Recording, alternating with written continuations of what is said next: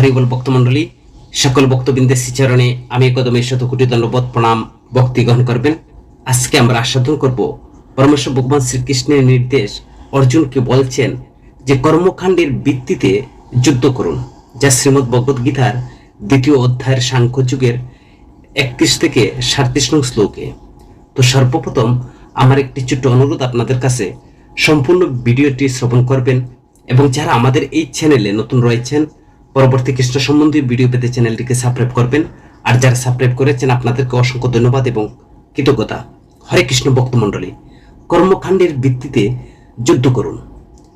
একজন যোদ্ধা হিসেবে আপনার কর্তব্য বিবেচনা করে আপনার দ্বিধাগ্রস্ত হওয়া উচিত নয়। প্রকৃতপক্ষে একজন যোদ্ধার জন্য ধার্মিকতার সমুন্নত রাখার জন্য লড়াই করার চেয়ে ভালো আর কোনো প্রচেষ্টা নেই, যা শ্রীমদ্ ভগবদ গীতার 2য় অধ্যায়ের 31 নং শ্লোকে ভগবান বলছেন।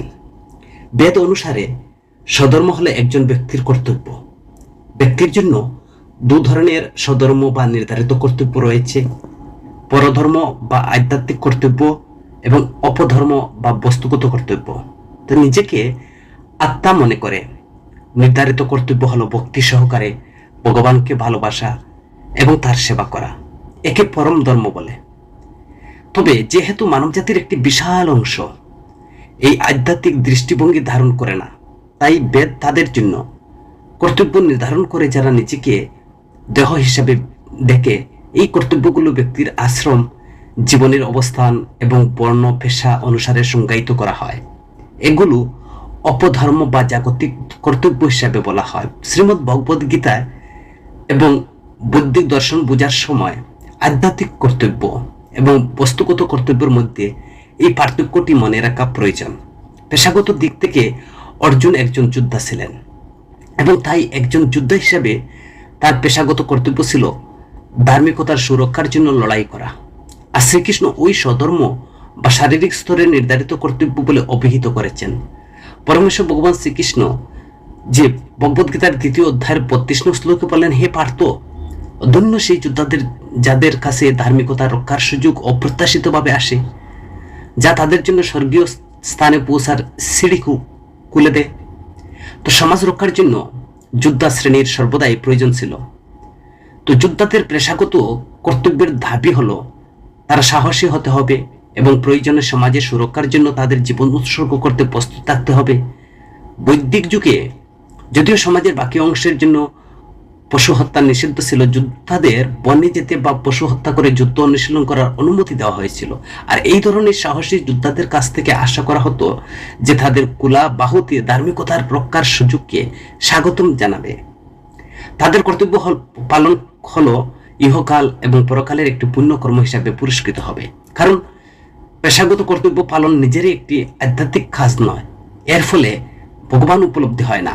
এটি কেবল ইতিবাচক বস্তুগত পুরস্কার সহ একটি পুণ্যকর্ম। শ্রীকৃষ্ণ তাদের নির্দেশাবলী বা আরো এক ধাপ নিচে এনে বলেন যে, অর্জুন, যদি আধ্যাত্মিক শিক্ষায় আগ্রহী না হন, শারীরিক স্তরে থাকতে চান, তবু একজন যোদ্ধা হিসেবে তার সামাজিক কর্তব্য হলো ধার্মিকতা রক্ষা করা। আমরা দেখতে পাচ্ছি শ্রীমদ্ ভগবদ গীতার কর্মের আহ্বান, নিষ্ক্রিয়তা নয়। যখন মানুষ আধ্যাত্মিকের উপর বক্তব্য শুনতে পান, তখন তারা প্রায় প্রশ্ন করেন, তুমি কি আমাকে আমার কর্ম ত্যাগ করতে বলছো? তো শ্লোকের পর যখন ভগবান শ্রীকৃষ্ণ শ্লোক বলছেন, শ্রীকৃষ্ণ অর্জুনকে বিপরীতে নির্দেশ দিচ্ছেন। অর্জুন যখন তার কর্তব্য ত্যাগ করতে চান, তখন পরমেশ্বর ভগবান শ্রীকৃষ্ণ বারবার তাকে পালন করতে পরিচিত করছেন। শ্রীকৃষ্ণ অর্জুনের মধ্যে যে পরিবর্তন দেখতে চান তা অভ্যন্তরীণ পরিবর্তন, তার চেতনার, কর্মের বাহ্যিক ত্যাগ নয়। তিনি এখন অর্জুনকে কর্তব্য ত্যাগের পরিণতি ব্যাখ্যা করবেন। তবে যদি আপনি এই ধর্মযুদ্ধে লড়তে অস্বীকৃতি জানান, আপনার সামাজিক বা আপনার সমাজ কর্তব্য খ্যাতি ত্যাগ করুন, তাহলে আপনি অবশ্যই পাপের সম্মুখীন হবেন। যদি কোনো যোদ্ধা যুদ্ধক্ষেত্রে অহিংস হতে চান, তাহলে তা হবে কর্তব্যের প্রতি অবহেলা করা। তাই এটি একটি পাপ পূর্ণ কাজ হিসাবে শ্রেণীবদ্ধ। তো শ্রীকৃষ্ণ বলছেন যে যদি অর্জুন তার কর্তব্যকে ঘৃণ্য বা ঝামেলাপূর্ণ মনে করে ত্যাগ করেন, তাহলে তিনি পাপ করছেন। যা পরাশর স্মৃতিতে বলা হয়েছে যে একজন যোদ্ধার পেশাগত কর্তব্য হলো দেশের নাগরিক নিপীড়ন থেকে রক্ষা করা এবং এর জন্য আইন শৃঙ্খলা বজায় রাখার জন্য উপযুক্ত ক্ষেত্রে সহিংসতার প্রয়োগ প্রয়োজন। এইভাবে তার শত্রুরা যাদের সৈন্যদের পরাজিত করা উচিত, ন্যায়ের নীতি অনুসরণ করে দেশ শাসন করার সহায়তা করা উচিত। 34 নং শ্লোকে 2য় অধ্যায় ভগবান শ্রীকৃষ্ণ বলছেন, মানুষ তোমাকে কাপুরুষ বা পলাতক বলবে। একজন সম্মানিত ব্যক্তির কাছে কুখ্যাতি মৃত্যুর চেয়ে আরো খারাপ। সম্মানিত ব্যক্তিদের কাছে সামাজিক প্রতিপত্তি খুবই গুরুত্বপূর্ণ। যোদ্ধাদের বিশেষ গুণাবলী, তার স্বভাব তাদের জন্য সম্মান এবং সম্মানকে বিশেষভাবে গুরুত্বপূর্ণ করে তোলে। তাদের কাছে অসম্মানের মৃত্যুর চেয়ে খারাপ।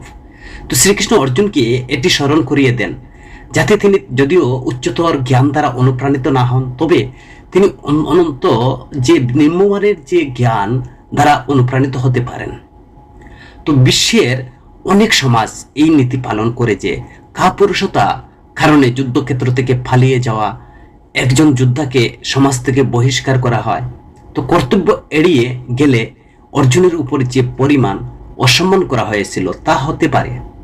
তো পরমেশ্বর ভগবান শ্রীকৃষ্ণ তিনি আরো বলেন, যারা আপনাকে উচ্চ সম্মান করেন তারা ভাববেন যে আপনি ভয়ে যুদ্ধক্ষেত্র থেকে পালিয়ে গেছেন এবং এর ফলে আপনার প্রতি যে তাদের শ্রদ্ধা হারাবে। অর্জুন একজন পরাক্রমশালী যোদ্ধা এবং ভীষ্ম, দ্রোণাচার্য, কর্ণ প্রমুখ কৌরব যোদ্ধাদের মধ্যে সবচেয়ে বীরের প্রতিপক্ষ হিসেবে বিখ্যাত ছিলেন তিনি। আর তিনি অনেক দেবতাদের সাথে যুদ্ধ করে খ্যাতি অর্জন করেছিলেন। তিনি শিকারীর ছদ্মবেশে আসা ভগবান শিবকেও পরাজিত করেছিলেন। তার বীরত্ব এবং দক্ষতায় সন্তুষ্ট হয়ে ভগবান শিব তাকে পশুপাত্র নামে একটি স্বর্গীয় অস্ত্র দিয়ে পুরস্কৃত করেছিলেন। তার একটি ধনুর্বিদ্যার শিক্ষক দ্রোণাচার্য তাকে একটি বিশেষ অস্ত্রের আকার আশীর্বাদ করেছিলেন। যুদ্ধ শুরু হওয়ার ঠিক আগে যদি অর্জুন যুদ্ধক্ষেত্র থেকে অবসর নিতেন, তবে ওই বীরেরা যোদ্ধারা জানতেন না যে তার আত্মীয়দের প্রতি স্নেহ তাকে পালিয়ে যেতে অনুপ্রাণিত করেছিল। তারা তাকে কাপুরুষ বলে মনে করত, ধরে নিতেন যে তিনি তাদের পরাক্রমের ভয়ে যুদ্ধ থেকে বিরত ছিলেন। পরমেশ্বর ভগবান শ্রীকৃষ্ণ 2য় অধ্যায় 37 নং শ্লোকে বলেন, তোমার শত্রুরা তোমার শক্তিকে অবমাননা করে তোমার অপমান করবে। হায়, এর চেয়ে বেদনাদায়ক আর কি হতে পারে?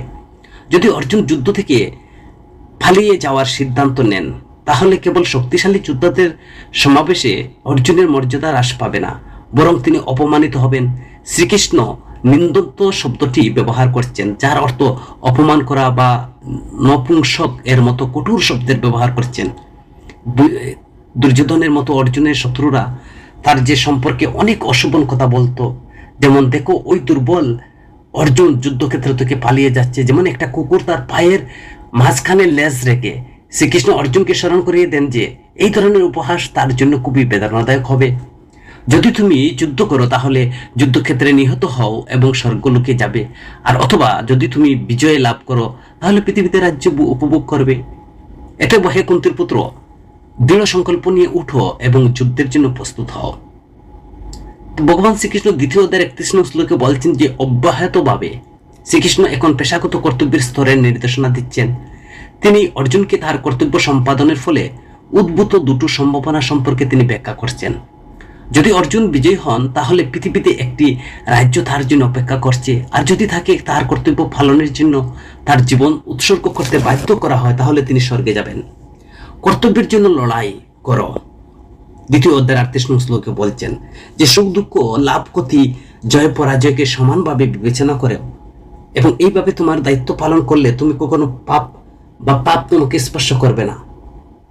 সাধারণ স্তর থেকে অর্জুন অনুপ্রাণিত করে শ্রীকৃষ্ণ এখন কর্মবিজ্ঞানের আরো গভীর প্রবেশ করবেন। অর্জুন তার ভয় প্রকাশ করেছিলেন যে তার শত্রুদের হত্যা করলে সে পাপ পাবে বা তার পাপ হবে। শ্রীকৃষ্ণ তার আশঙ্কা সমাধান করেন। তিনি অর্জুনকে তার কর্মের ফলের প্রতি আসক্তি ছাড়াই কর্তব্য কর্ম পালন করার পরামর্শ দেন। কর্মের প্রতি এই মনোভাব তাকে যে কোনো পাপপূর্ণ প্রতিক্রিয়া থেকে মুক্তি দেবে। আমরা যখন স্বার্থপর উদ্দেশ্য নিয়ে কাজ করি তখন আমরা কর্ম তৈরি করি, যা পরবর্তীকালে আমাদের কর্মের প্রতিক্রিয়া সৃষ্টি করে। মাত্র শ্রুতিতে বলা হয়েছে যে যদি তুমি ভালো কাজ করো তাহলে তুমি স্বর্গ ধামে যাবে, আর যদি তুমি খারাপ কাজ করো তাহলে তুমি পাতালে যাবে, আর যদি তুমি দুটো মিশ্রণ করো তাহলে তুমি পৃথিবী গ্রহে ফিরে আসবে। উভয় ক্ষেত্রে আমরা আমাদের কর্মের প্রতিক্রিয়ার দ্বারা আবদ্ধ হই। সুতরাং জাগতিক সৎকর্ম বাধ্যতামূলক, এর ফলে বস্তুগত পুরস্কার পাওয়া যায়, যা আমাদের কর্মের ভান্ডার বৃদ্ধি করে এবং পৃথিবীর সুখ আছে এই ভ্রমকে আরো ঘনীভূত করে। যাই হোক, যদি আমরা স্বার্থ ফর উদ্দেশ্য ত্যাগ করি, তাহলে আমাদের কর্ম আর কর্মিক প্রতিক্রিয়া তৈরি করে না। উদাহরণস্বরূপ বলা যায়, হত্যা একটি পাপ এবং বিশ্বের প্রতিটি দেশে বিচারিক আইন এটি শাস্তিযোগ্য অপরাধ হিসেবে ঘোষণা করে। কিন্তু যদি কোনো পুলিশ তার কর্তব্য পালনের সময় কোনো দস্যু দলের নেতাকে হত্যা করে, তাহলে তাকে এর জন্য শাস্তি দেওয়া হয় না। যদি কোনো সৈনিক যুদ্ধে কোনো শত্রু সৈন্যকে হত্যা করে, তাহলে তাকে এর জন্য শাস্তি দেওয়া হয় না। প্রকৃতপক্ষে তাকে সাহসিকতার জন্য পদক দেওয়া যেতে পারে। তো শাস্তির আপাতত অভাবের কারণ হয়। এই কাজগুলো কোনো অসৎ ইচ্ছা বা ব্যক্তিগত উদ্দেশ্যের দ্বারা অনুপ্রাণিত নয়, এগুলো দেশের প্রতি কর্তব্যের বিষয় হিসাবে সম্পাদিত। তো ভগবানের আইন একই রকম। যদি কেউ সমস্ত স্বার্থপর উদ্দেশ্য ত্যাগ করে কেবল পরমেশ্বর ভগবানের প্রতি কর্তব্য জন্য কাজ করে, তাহলে এই ধরনের কাজ কোনো কর্ম বা প্রতিক্রিয়া সৃষ্টি করে না। তাই পরমেশ্বর ভগবান শ্রীকৃষ্ণ অর্জুনকে ফলাফল থেকে বিচ্ছিন্ন হয়ে কেবল তার কর্তব্য পালনের মনোনিবেশ করার পরামর্শ দিয়েছেন। যখন সে সমতার মনোভাব নিয়ে যুদ্ধ করে, জয় পরাজয়, আনন্দ বেদনা একইভাবে বিবেচনা করে, তখন তার শত্রুতা বা শত্রু হত্যা করা সত্ত্বেও সে কখনো পাপ করবে না। এই বিষয়টি ভগবদ্গীতার ৫ম অধ্যায়ের ১০ নং শ্লোকে পুনরাবৃত্তি করা হয়েছে। সেখানে বলছেন যে পুনরাবৃত্তি করে, যেমন পদ্মপত্রের জল দ্বারা অস্পৃশ্য থাকে, তেমনি যারা সমস্ত আসক্তি ত্যাগ করে তাদের সমস্ত কর্ম ঈশ্বরের বা ভগবানের উদ্দেশ্যে উৎসর্গ করে, তারা পাপ দ্বারা অস্পৃশ্য, পাপ তাকে স্পর্শ করতে পারে না। তো আসক্তিহীন কর্ম সম্পর্কে একটি গভীর উপসংহার ঘোষণা করার পর শ্রীকৃষ্ণ এখন বলছেন যে তিনি কর্মের বিজ্ঞানকে বিস্তারিত ব্যাখ্যা করার, তার বক্তব্যের পিছনে যুক্তি প্রকাশ করার জন্য। তাই ভগবান শ্রীকৃষ্ণ অর্জুনকে বলছেন, তুমি কর্মের মাধ্যমে যুদ্ধ করো। হরে কৃষ্ণ ভক্তমণ্ডলী, যদি ভিডিওটি ভালো লাগে আপনার পরিচিত বন্ধু বান্ধবের কাছে ভিডিওটি শেয়ার করবেন। হরে কৃষ্ণ।